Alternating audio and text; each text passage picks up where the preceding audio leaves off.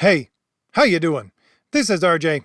So today I want to talk about the destruction of woke entertainment, of woke companies, and of woke politics. And I think the only way to destroy any of those three things is all at once. Because I believe that those three things are so intertwined and interlocked with each other right now that you cannot take on one without taking on all three. And I think this answers a lot of questions that people have looking at products and companies and types of entertainment and saying to themselves, well, look, get woke, go broke. Why do these things not fall down? There's so much pressure on them. Their legs have been taken out again and again, yet they are not falling over. What is going on here? What are we doing wrong? However, before I get there, I just have to make a few statements. First off, I just want to let everyone know that my graphic novel, Thomas Valiant, is still available. If you want a copy, you just have to email me at rjs4thage@gmail.com. That address is in the description. Again, just email me and we'll work it out from there. Secondly, about my topic itself. What I'm about to discuss, as I usually say, I'm going to talk about in terms of the comic industry. However, I think this applies to any industry. You'll just have to think a little bit about how it fits the industry that you're concerned with at this present time. Number two, I do realize that what I'm about to describe is not a monolithic system that is being described that answers every question or that covers every possibility. It is simply, I do believe, the way things work right now. There are exceptions to these rules, but the system that I'm going to describe, I think, holds the whole thing up and will continue to do so, even with this mounting pressure on it right now. And I don't know, what I'm about to say, you may have thought up yourself. You may have heard other people say this themselves. I have certainly never heard anyone talk about it in this fashion. If someone else has come up with these ideas, let me know in the comments. Also, while I was thinking about these things that I'm about to present to you, something just clicked for me. I really think I'm onto something here with what I'm about to describe. So I would like you in the comments to start poking holes in whatever I have to say, because I want to explore these ideas a little more.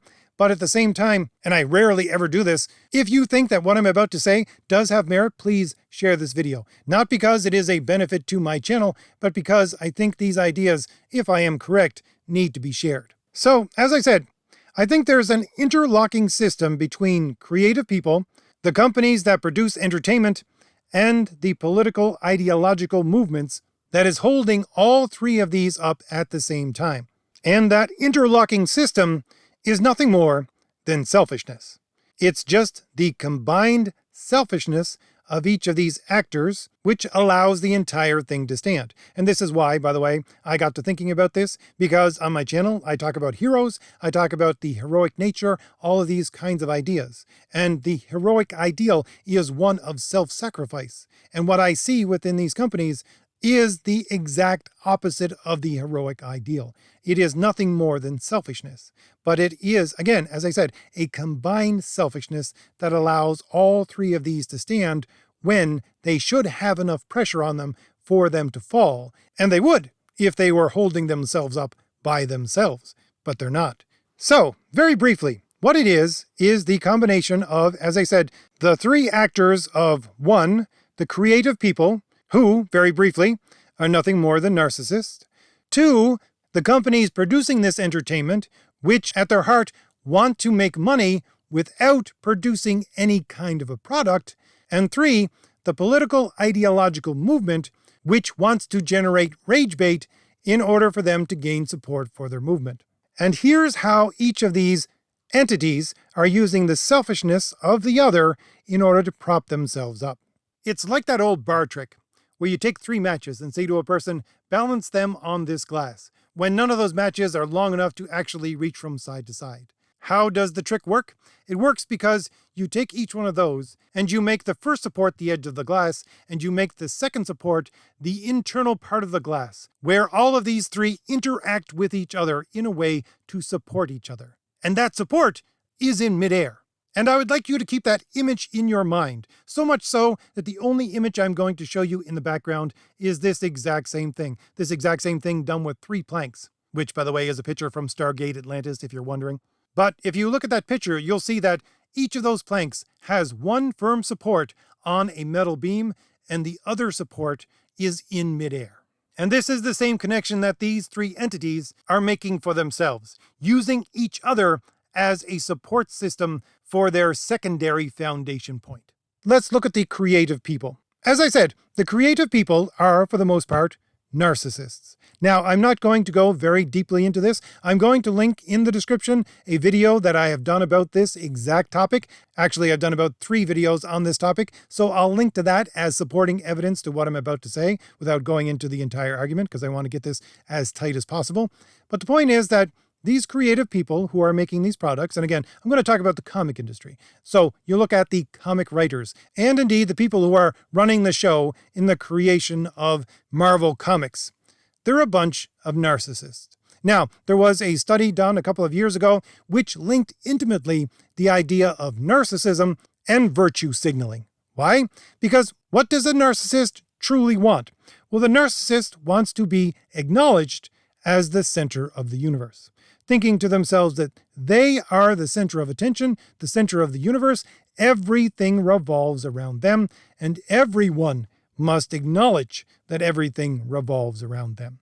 And when other people revolve around them, which they want, in order for them to get praise, they're called flying monkeys. And yes, that's a technical term. And where virtue signaling plays into all of this is that these people, these narcissists, they virtue signal, so they look like they're virtuous, wherein the people around them praise them, which feeds their ego, which is exactly what the narcissist wants, while at the same time, even though a narcissist will, at times, sacrifice some of who they are and what they are in order to get as much praise as possible. If they get more praise than the sacrifice, they're willing to do that. But why in the world would they do that anymore? They don't need to. All they need to do is virtue signal, because when they virtue signal, they're not giving up anything of themselves at all. And this study went on to talk about not only that connection, but a connection called the dark triad. And this connects a lot of different ideas, the ideas of narcissism and virtue signaling and psychopathy even. But again, I'll refer back to that older video if you want to go and watch it about the connections with those things and how they enter into the lives of these people who are running the comic industry. And again, that's just a proxy for any industry that you want to think about. Now, why in the world would these companies hire a bunch of narcissists? And I think this process has taken probably about 20 years in order to complete to the point where we are right now.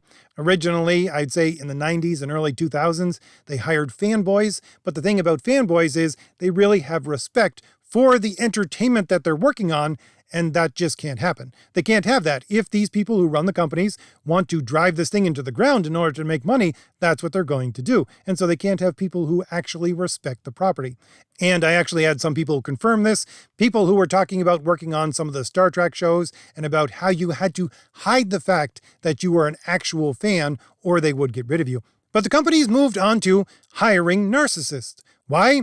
Because the company is paying these people as little money as possible. And they can do that because they're substituting something else for that money. They're giving the narcissist exactly what they want, which is more precious to them than money. It's attention. Because let's say you're an artist, you're a struggling writer, and Marvel shows up at your doorstep and says, hey, you want to come work for Marvel? And yes, I've done several videos about this. This is actually the way Marvel Comics works right now. The company will say, we will not be able to pay you very much at all. Indeed, many people have said that most of the comic pros right now are making poverty wages or sub-poverty wages because they're working as freelancers and don't even get minimum wage. Why in the world would a person accept such a position? Well, they accept it because if they attach their star to Marvel's, then all of a sudden, on their social media, when they put down working for Marvel, they gain 10, 20, 100,000 followers who are simply flying monkeys in order to feed their ego. While at the same time, what you have within the Marvel comic system right now is the people in charge telling the writers that if you want to make this character a self-insert for yourself, that's exactly what we want. Because within Marvel Comics, you can't have a character who is, let's say, Chinese without having a Chinese writer. You can't have a black character without having a black writer. You can't have a female character without having a female writer, etc., etc. They're specifically looking and hiring in a way and assigning material in a way wherein the people writing the story must take that character and use them as a self-insert. I did a video about this woman who was saying that when she wrote Thanos, Thanos was black and queer every time her book came out, because that's what she is. And Thanos was a substitute for her. So this is exactly what they're doing. And this feeds, once again, into the narcissism, because the narcissist wants to put themselves down on the page and put themselves down on a page as if they were the hero. Because if anybody sees this character on the page as the hero, the narcissist is looking at that hero worship that the fan has and saying, "You're hero worshiping me." So A, they have the tens to hundreds of thousands of flying monkeys, which follow them. Then they have the substitute hero worship, which they get from the fans. And on top of all of that, the people at the company are indicating, in sometimes subtle and not so subtle ways, that if these narcissistic, creative people want to stick their politics into these stories, they go right ahead and do that. Now, I'll get into the why of that in a little bit, but just look at one simple fact. Disney sticking its nose in the government of Florida's attempt to try to shield young children in the school system from being exploited, and then Disney condemning it in a very specific way, it may have had several reasons, but I do believe that one of those reasons was simply to signal to all the creative people that work for Disney that, yeah, if you want to defend this kind of political system and this kind of political idea in what you are making for us, you go right ahead. Now, the question becomes, why in the world is a company like Disney, or any other company who is doing the exact same thing, engaging in this kind of behavior? Well, because they're using the narcissistic creators as a support system. So, as I said, what is the company trying to do? Well, these companies are trying to generate revenue and money without producing any product at all. Now, some of these companies still produce products. Marvel still produces movies and other products, but at the end of the day, what they want is to produce nothing of their own, but get paid for it. And the way that they do this is through the properties that they own, and licensing these properties to other companies, which then make the product, and they just reap the benefit of licensing those properties. So they're establishing a system whereby, again, they make wads of cash without making any real product. So I've talked about this a number of times over the lifetime of my channel, but I think I was missing a key component. I always thought that it was simply that, let's say, Marvel Comics was putting out these comics as if they were free giveaway comics that you get in a box of cereal in order to get people into the movie seats. And I was being a bit myopic, because a lot of people had dragged me into the light and showed me that, yeah, look at gaming. Gaming is, according to them anyways, and I've only done a little bit of research into this so far, as big as, if not bigger than, the movie entertainment system right now. So what Marvel is doing with its comics is, it is using them as a support system to all the companies that it licenses all of their properties out to. Because the thing being that, if you're, let's say, a gaming company, and you have the best gaming engine in the world, you might not be making as much as the company next to you who has a crappy gaming platform but is using Marvel characters for their games. People are simply attracted to what they know. It's part of the laziness of human beings. They already know these characters, they already know the backstory, therefore they don't have to put any extra effort into this. So a lot of them are just going to go to the crappy gaming system which has recognizable characters rather than go to the superior gaming system.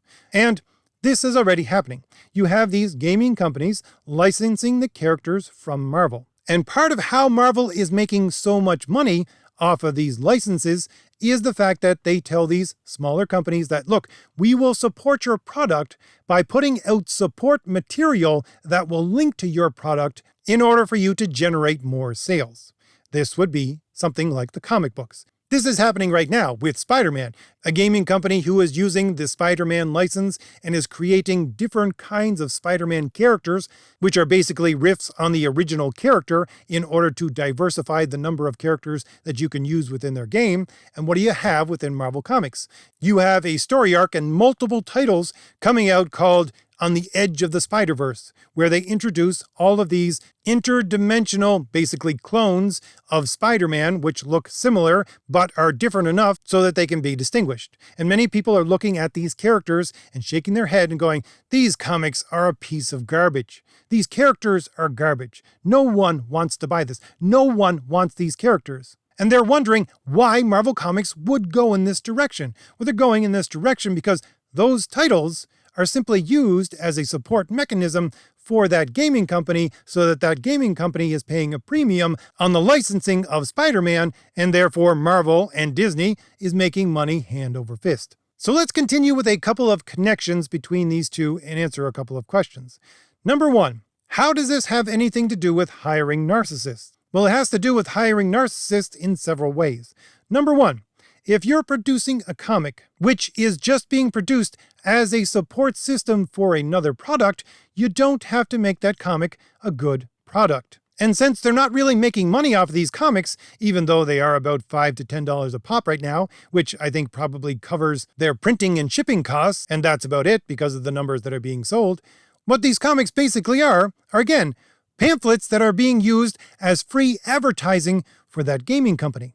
But if you're producing free advertising, you're not going to put a whole lot of effort into producing it, nor are you going to look into paying people a lot of money in order to produce this. You're going to do the exact opposite. You're going to look at the cheapest way available to you in order to produce this product. And the cheapest way available to these companies is to hire these narcissistic people. Because again, as I said, you can substitute money for fame. You can substitute money for attention. You can substitute money for this tangential hero worship that these narcissistic creators think that they're getting from the fans. And so pay these creators as little as possible. Because a lot of people are asking the questions and saying to themselves, look, we have all these comic greats, great artists and great storytellers, and all of them are just sitting on their hands. Why in the world doesn't Marvel go and hire those people and then get these comics to sell really well? Aren't they in an industry? Don't they want to make money with their comics? Well, first of all, no, they don't. And if they hire these people, they're going to be paying them a lot of money. They're comic greats, and therefore you're going to pay for that. They don't want to pay for that, even if it drives the sales numbers up. Because you might be saying to yourself, if they drive up those sales numbers, wouldn't that be better for the people who are buying the licenses? And wouldn't that give Marvel another arrow in its quiver, saying, you're going to pay an extra bit because these comics are doing so well. Look, we're going to put these comic greats on this title that is going to support your product, and therefore you're getting so much more with your licensing. Wouldn't they do that? No, they're not going to do that. Why in the world would they do that? Because here's the point. If they were to hire those comic greats in order to produce great comics, even though they would drive the sales numbers of those comics up, those sales numbers are not something that is significant to these large companies. And at the same time, it's not going to cause a stir except for in the comic community. You might get some comic magazine talking about how great this run is, but the people in the general public are not going to concern themselves with this at all. You can write the best comic in the world, have the best art in the world, but if all those artists were just concerned with making a good product, making a good comic, then nobody but the people who are concerned with comics are going to care. So the question then becomes, and it is a question that I've gotten many times, people saying, but these books don't sell. How in the world can they use them as leverage for licensing some of these characters? With the pathetic amount of sales that they're getting, this isn't anything that they can use to sell these licenses with. But I would argue against that. And here is the how and why of that. It is something very simple, and it is something very targeted towards American society. I would probably say North American society. And it is something that if you don't live in North America, then you probably don't quite get this. And it's the fact that traditionally in American society, there are two things in polite society that you simply don't talk about. And those two things are religion and politics. Now, I know some people may be looking around themselves right now or looking at their news saying, what? That's not the way America works. But that's traditionally the way that America works. And most of the people alive right now, except for people who have been born within the last 20 years, still have this mindset that you don't talk about politics and religion. And if you do, you're making a big stink. And that's the point. You see, first of all, there's no way that these companies could use religion because, as I said, all of these narcissists and all of this selfishness is what is generating the combination of these three into a supporting system, whereas the main religion within North America is Christianity, and that's based on ideas of self-sacrifice. So it's the very opposite of what they need. So they're not going to use religion. So they use the other tool available to them, which is politics. And here's the way that the interlocking system works. You have these companies, and they're basically telling the creative people, who are a bunch of narcissists, who, by the way, want to stick their politics into everything, and I'll get into that connection in a little bit. But they're saying to these creative people, you go right ahead and stick all of your politics into wherever it is you want. In fact, stick the most radical politics that you can come up with into these Marvel comics. Why? Because again, if you make the perfect comic and it's just concentrated on comics, the only people who are going to talk about it are people in the comic industry or who are concerned with the comic industry. But if you make a radical political statement within a comic book, then everybody is going to be talking about it. They're going to get pieces from the New York Times, on CNN. Their title is going to be trending on Twitter, etc., etc. And this is something that I talked about, again, over the lifetime of my channel. For Marvel Comics right now, they don't use money anymore as their currency. They use awards as their currency. And when I say awards, I do mean things, not only awards from institutions, but all the things that I just mentioned. Stories on CNN, or the New York Times, or spammed out there by Twitter. These are things they take as awards. And this is the currency that they're currently using. Why? Because again, they're taking these small things, comics, and stories within them that normally wouldn't be talked about by anyone except for comic fans, and they're putting it out into the world where everybody is hearing about it in one form or another, and then they're able to take this kind of interaction, and by the way, they are recording all of this. I routinely look at the job postings for Marvel Comics and also listen to their podcast where they hire such people, and they have people that are recording all of this information to show exactly how many Twitter likes they're getting and all of this interaction they're getting on social media and within the normal media. And so they take that and they stick that down in front of the gaming company who is looking to buy the license for Spider-Man. And they're saying, this is how much interaction we're going to get for you with our supporting material, which primarily are going to be comics. Therefore, we're going to jack that number up for you to actually license this character. And the gaming company pays that because that interaction that they're seeing and that is being caused by all of this stir is exactly what they want because it leads to more sales of their product. And then again, the money gets funneled right back to Marvel and to Disney. Now let's pull on that thread just a little bit more in order to look at the third leg of this entire thing. And the third part of this supporting system is the political ideological movement. Now, of course, what I had just said plays into exactly what the political movement wants. That is to say, if these companies are saying to their writers, yeah, you go out and put as much progressive politics into the stories as you can in order for us to generate this clickbait, in order for us to generate revenue, yes, the political ideologies, like your quote-unquote progressives, are going to be fed by this exact thing. And the point being that they need to be fed by this exact thing because of something that I have been going over on my channel for years now. It's the fact that, well, let's look at the politics, the specific kind of politics that are being shoved into this entertainment. It's very much your quote-unquote progressive politics. It is one kind and one kind only. Why? Well, because progressive politics plays into this because it is rage bait. And the progressive politics wants that rage bait because progressive politics are not based upon anything rational. Now, I'll support that claim very quickly with two very clear examples. The first being, just look at that Smithsonian article that came out, I think it's about 2 years ago now, where they claimed that reason and logic were part of the supremacy of a certain light-skinned kind of people. They want to get rid of the ideas of reason and logic. Progressives hate the ideas of reason and logic. Another one would be a little more simplistic. It's the fact that these quote-unquote progressive people use language in a way that destroys the ability to reason. And I'll go over this very quickly. In order for you to have a rational argument, you need to have a fixed definition for things that does not change in order for everybody involved to understand what is going on. This is one of the primary necessary things for rationality. It's called simple apprehension. But the point is that progressives play with language so much so they can use words with one definition for themselves and another definition for other people. So if you do A and you're opposed to progressives, you can be labeled an Istrophobe. But if the progressive people do A in the exact same way that you do, in the exact same sphere that you do, They can be listed as virtuous people instead of isterphobes, because that definition does not apply to them for that exact same word.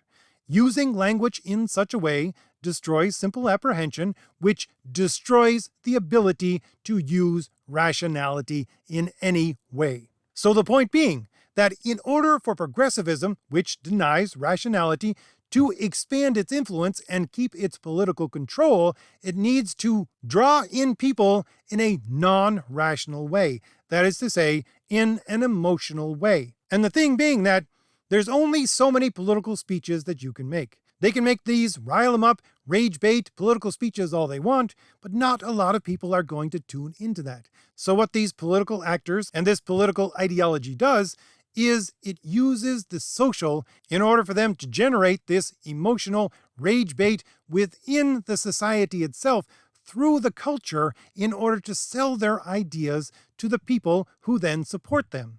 These people, of course, are the useful idiots, which are made up more and more by these narcissistic individuals who are looking out for no one but themselves and want themselves to be the center of attention. And they feed right into that idea. But again, the whole point is why they're connected to the companies is the companies can give them an entrance through entertainment into the social sphere in order for them to sell their political ideology to the general public in an emotional way, which then again generates support for their political movement.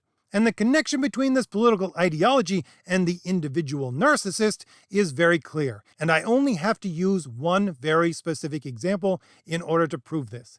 And that specific example is the progressive notion that you can pick your own pronouns and define yourself according to however it is you wish to define yourself, so much so that they now say that you can choose your species, you can choose your age, you can choose anything that you want, and that becomes reality. Because for a narcissist, they're saying, I'm the center of the universe. Everything revolves around me. The entire universe revolves around me. And what these quote-unquote progressive political ideologies are doing is saying that, look, if you are saying that you are defining what you are, then we agree that the entire universe has to revolve around you and your choice.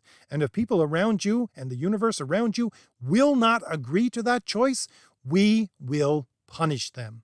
And where does this punishment come from? It's a social punishment. Why? Because progressivism, as a political ideology, believes that everything is social, everything is political. And I do mean everything. You go back to the basis of their political ideology, they believe that other people, nature, reality itself is a social construct. And since everything is a social construct, and you're dealing with the social, and these people deny that you're the center of the universe by, let's say, not using the pronouns that you have chosen for yourself, then we will punish them either through laws that actually exist, or by canceling them within the culture, or by eliminating their ability to use social media, etc., etc. That punishment that is driven by this political ideology of progressivism supports wholeheartedly the idea in the head of the narcissist that, yes, I am the center of the universe.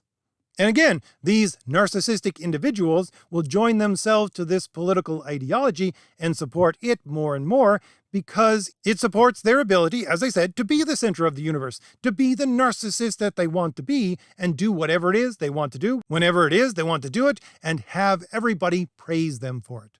Now, with all of that being said, the most important part to this entire thing is the fact that all of these three parties, these narcissistic individuals, plus this corporate system, plus this political ideology, are holding each other up in a mutually supportive way.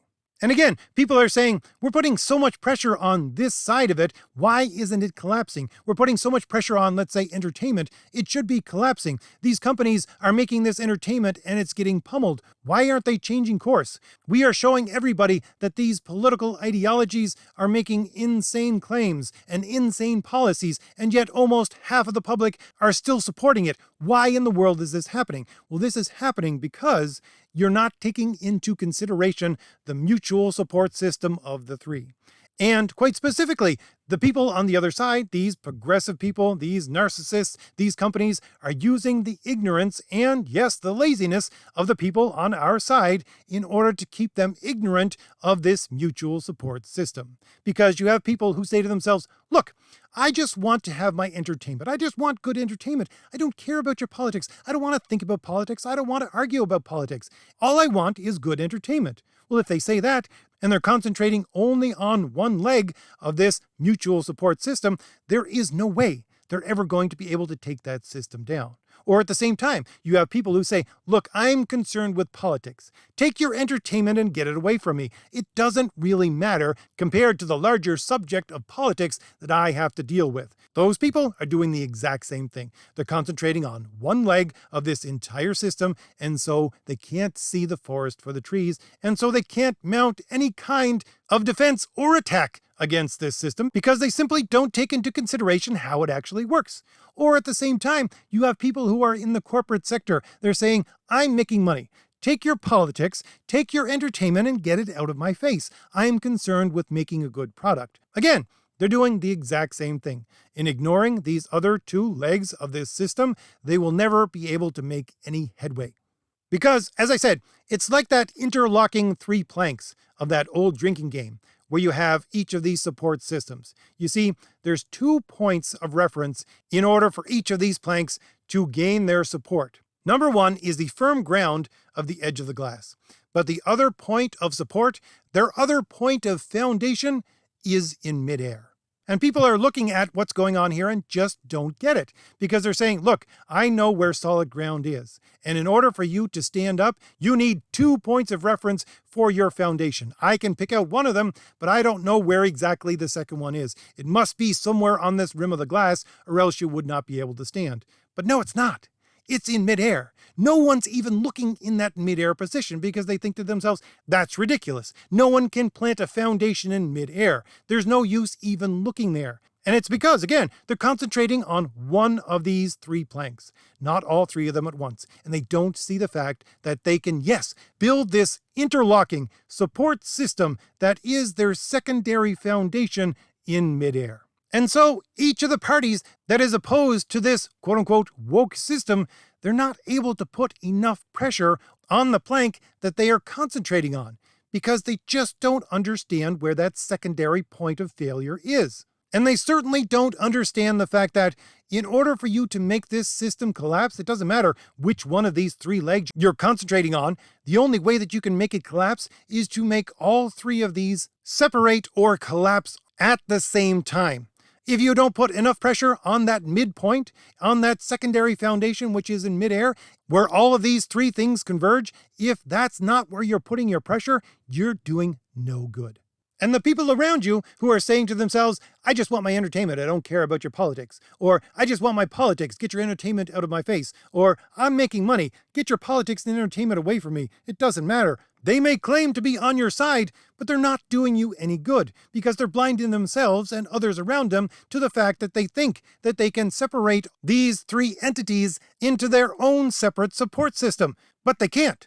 And until that point, until the point where the majority of people start to see the interlocking connection of these 3 parties, there's no way you're going to get creatives respecting an art form. There's no way you're going to get companies relying on merit and giving you a good product. There's no way you're going to get these political actors to do anything but spout insane nonsense.